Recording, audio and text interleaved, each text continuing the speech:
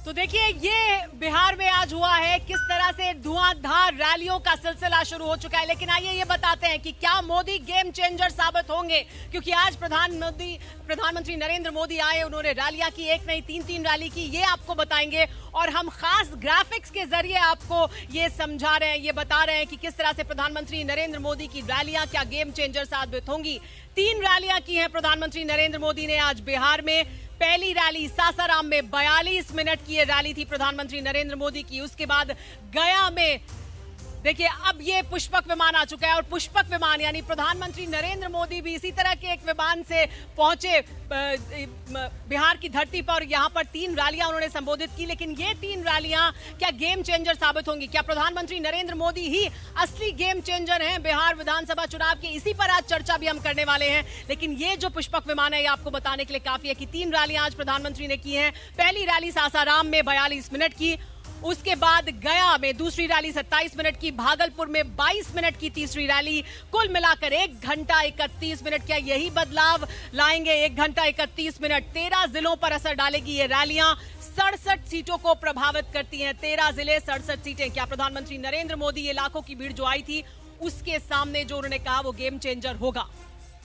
और पुष्पक विमान की जब आपने चर्चा की, पुष्पक विमान जहां से गुजरता था, देवता उस पर पुष्प वर्षा करते थे। क्या वोटर्स की आशीर्वाद की वर्षा इस बार होने वाली है? प्रधानमंत्री ने मास्टर स्ट्रोक खेल दिया है। क्या वो एनडीए के लिए जहां भी मुश्किलें हैं वहां तारणहार साबित होने वाला है? देखिए यहां पर ये अहम जानकारी आपको बता दें कि प्रधानमंत्री जब यहां पहुंचे तो उन्होंने नीतीश कुमार का बचाव किया। उन्होंने ये कहा कि आप 15 साल मत गिनिए, क्योंकि 10 साल तो यूपीए के शासन के अंदर यहां बिहार में उनकी सरकार थी, और इस तरीके से उनको काम करने का वैसा समुचित मौका नहीं मिला जैसा उनको मिलना चाहिए था। उन्होंने यह भी कहा कि राष्ट्रवाद के लिए हम सब कुछ करेंगे। हमने पुलवामा और गलवान में हमारे जवानों ने शौर्य दिखाया, और उसमें बिहार के जवान भी शामिल थे, और उन सभी जवानों को उन्होंने प्रणाम भी किया। उन्होंने यह भी कहा कि 370 पर हमने ऐतिहासिक फैसला लिया है। विरोध की आवाजें आ रही हैं, लेकिन हम अपने फैसले से पीछे नहीं हटेंगे।